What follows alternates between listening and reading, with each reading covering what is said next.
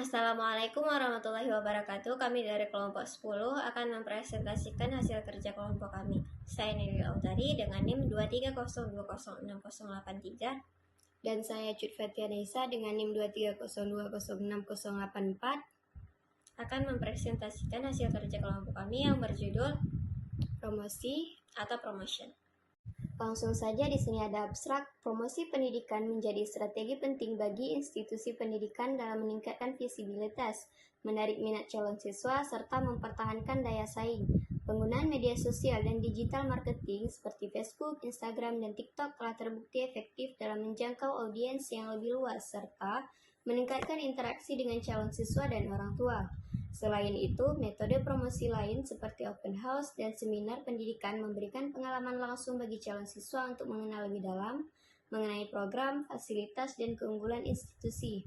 Testimoni alumni dan siswa juga memainkan peran krusial dalam membangun citra positif institusi dengan memberikan bukti nyata mengenai kualitas pendidikan. Sementara itu, kolaborasi dengan sekolah lain atau dunia industri memungkinkan integrasi antara dunia akademik dan dunia kerja, sehingga lulusan memiliki keterampilan yang lebih relevan dan kebutuhan industri. Selanjutnya, latar belakang masalah. Dunia pendidikan Indonesia masih menghadapi tantangan serius seperti ketimpangan akses, rendahnya kualitas dan relevansi pendidikan, serta lemahnya manajemen sistem pendidikan. Kesenjangan ini terlihat antara wilayah perkotaan dan perdesaan, Indonesia Timur dan Barat, serta antar kelompok sosial ekonomi dan gender. Pendidikan luar sekolah atau PLS atau pendidikan non-formal sebenarnya memiliki peran penting dalam meningkatkan sumber daya manusia, namun masih kurang mendapat perhatian dari pemerintah maupun masyarakat. Meskipun telah diatur dalam Undang-Undang Nomor 20 Tahun 2003, alokasi anggaran untuk PLS jauh lebih kecil dibandingkan pendidikan formal sehingga layanan PLS belum merata. Selain itu, keterbatasan tenaga profesional di daerah, khususnya di tingkat kecamatan yang hanya memiliki satu penilik PNF, turut menghambat efektivitas program PLS dalam mencapai tujuannya. Baik, selanjutnya rumusan masalah. Apa pengertian dan tujuan dari manajemen proyek? Apa saja komponen utama dalam siklus hidup manajemen proyek? Bagaimana peran penting perencanaan proyek dalam menentukan kesuksesan manajemen proyek? Apa saja faktor-faktor yang mempengaruhi keberhasilan atau kegagalan suatu proyek? Dan bagaimana penerapan prinsip-prinsip manajemen proyek dalam dunia kerja atau dunia usaha? Selanjutnya ada metode penelitian. Penelitian ini berpedoman pada Preferred Reporting Items for Systematic Reviews atau bisa disingkat sebagai PRISMA untuk menghasilkan tinjauan ini. Protokol tinjauan dikembangkan meliputi identification, screening, eligibility, dan inclusion. Selanjutnya kita memasuki pembahasan yaitu jenis-jenis promosi. Yang pertama ada media sosial dan digital marketing. Penggunaan media sosial dan digital marketing telah menjadi strategi utama dalam promosi pendidikan di era digital saat ini. Institusi pendidikan memanfaatkan berbagai platform seperti Facebook, Instagram, TikTok, YouTube, dan WhatsApp untuk menjangkau audiens yang lebih luas serta berinteraksi secara langsung dengan calon siswa maupun orang tua.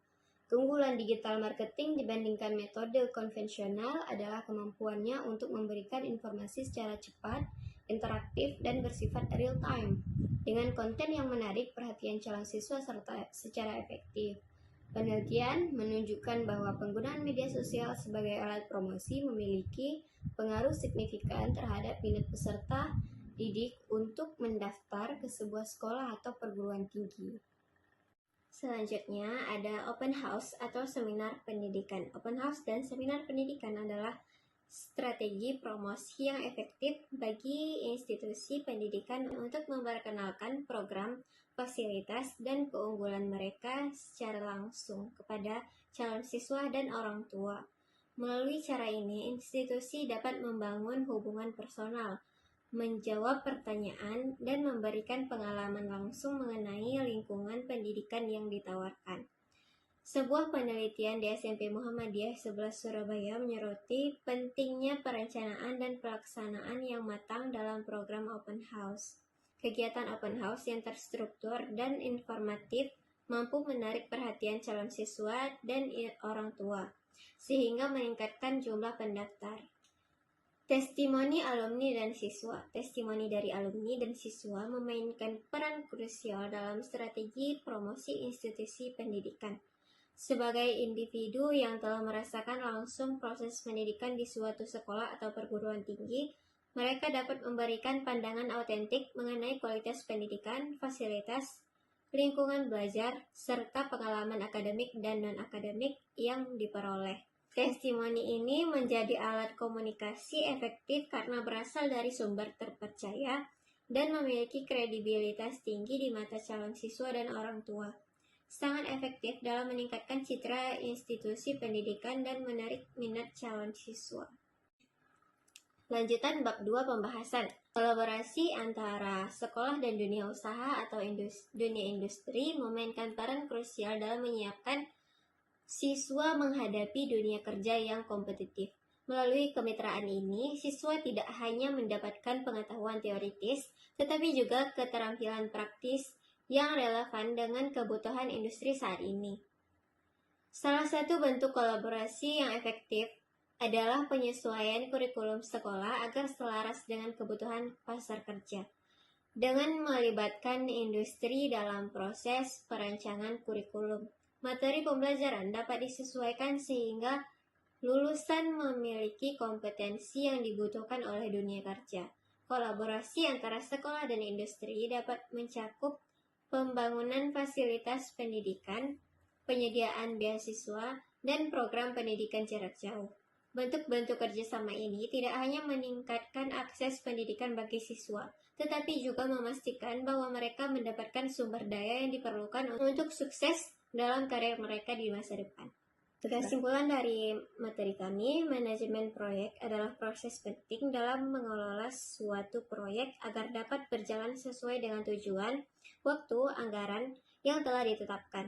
Dalam praktiknya, manajemen proyek mencakup 5 tahapan utama: inisiasi, perencanaan, pelaksanaan, pengawasan, dan penutupan. Setiap tahap memiliki peran krusial dalam memastikan keberhasilan proyek. Selain itu, keberhasilan proyek sangat dipengaruhi oleh peran manajer proyek yang harus memiliki keterampilan dalam perencanaan, komunikasi, pengambilan keputusan, serta pengelolaan risiko dan sumber daya. Melalui studi ini, dapat disimpulkan bahwa pendekatan manajemen proyek yang sistematis dan terstruktur sangat membantu dalam menyelesaikan proyek dengan efektif dan efisien. Kegagalan dalam mengelola salah satu tahap atau aspek proyek dapat berdampak besar pada hasil akhir proyek tersebut. Sekian dari kelompok kami. Assalamualaikum warahmatullahi wabarakatuh.